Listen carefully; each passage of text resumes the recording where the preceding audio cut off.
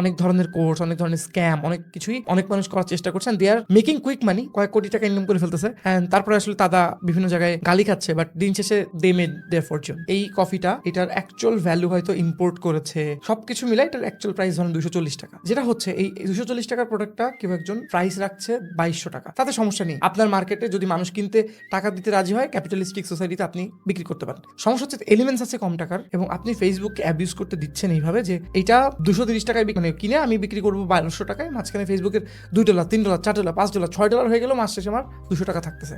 So actual যে customer, সে যে প্রোডাক্টটা হাতে পাচ্ছে, সে এক্সপেক্ট করছে যে আমি হয়তো ভালো একটা প্রোডাক্ট পাচ্ছি, কিন্তু সে যখন একবার দুবার ট্রাই করে বুঝতেছে যে ইটস নট দ্যাট প্রোডাক্ট, এটা লো কোয়ালিটির প্রোডাক্ট।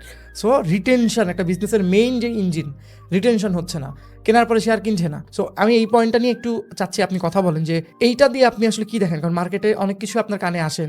ওভারঅল বিজনেস ওনারদেরকে আমরা কি বলতে পারি? বেসিক্যালি 3টা পার্ট আপনার কোশ্চেনে, একটা হচ্ছে প্রোডাক্ট নিয়ে, একটা হচ্ছে ওয়ে অফ সেলিং নিয়ে, আর একটা হচ্ছে যে ট্রেনিং অ্যান্ড মেন্টরিং। তিনটা কিন্তু কানেক্টেড। হ্যাঁ, প্রত্যেকটাই বলে দিচ্ছে যে কম দামি জিনিস এভাবে বানাও, ইজি টু মেক জিনিসপত্র। রাইট। এখন বিষয়টা হচ্ছে যে ধরেন প্রত্যেকটা জিনিসই মার্কেটে যখন প্রথম আসে, নতুন আসে, এটার ইয়েটা বেশ হাই থাকে, কারণ হচ্ছে যে একটু মনোপলি লেভেলের থাকে। প্রথম 1-2 জন ইন্ট্রোডিউস করলো, তারা তাদের মতো করে প্রাইস সেট করতেছে।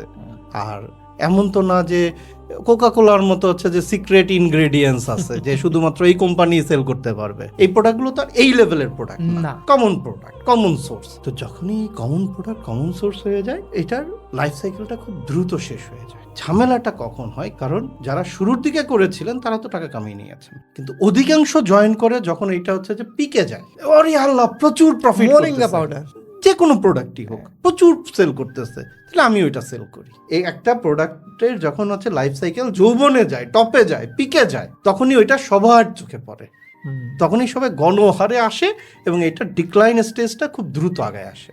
এখন ঝামেলাটা হচ্ছে যে এইটা সহজে কেউ বলে না যে এটা ডিক্লাইন করবে।